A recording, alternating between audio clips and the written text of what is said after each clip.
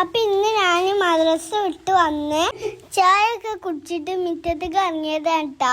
അപ്പൊ ഉണ്ട് ഫാദി ഉണ്ട് ഊന്നാലമ്മ ആടിന്. ഞാൻ നോക്കുമ്പോ ഓന് വല്ല ആടിന്. അപ്പൊ ഞാൻ പോയിട്ട് ഓനെ അക്കനങ്ങണ്ട് ആട്ടിട്ടാ. അപ്പൊ ഓൻ പറഞ്ഞിക്ക് ഊന്നാലമ്മ നിന്നിട്ട് ആടണം. അപ്പൊ പിന്നെ ഞാൻ ഒന്നും നോക്കി. ഓന്റെ ഇഷ്ടം പോലെ ഞാന് നിന്നോട്ടെ. ഈ ഊന്നാലമ്മല് രാത്രി ഞങ്ങള് പ്രാതത്തിനൊക്കെ കാണലുണ്ട് ട്ടാ.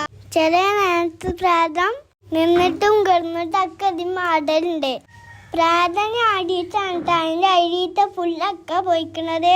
ഞങ്ങൾക്ക് ഒറ്റക്ക് ആടാൻ നല്ല പേടിയുണ്ട് ട്ടാ. ഇനി ആരെങ്കിലൊക്കെ വീട്ടിലുണ്ടാവുമ്പോ മാത്രമേ ഞങ്ങൾ ആടൂ. എങ്കിൽ പ്രാത എപ്പോഴാ വരികയെന്ന് ഒന്നും അറിയാൻ പറ്റില്ല. ഇന്നാളെ ഒരു ദിവസം ഞങ്ങൾ വെള്ളം ഇസാറിട്ടുള്ളൊരു പ്രാതല കണ്ടിക്കണേ. ഞാൻ കണ്ടപ്പോ പ്രാതിന്റെ കണ്ണ് ചുവപ്പ് നീണ്ടിട്ടുള്ള മുടിയാണ്. അപ്പൊ ഇത്ര ഉള്ളും കഥ. ഇനി വേറെ ഒരു കഥയുമായി വരാം. Thank you.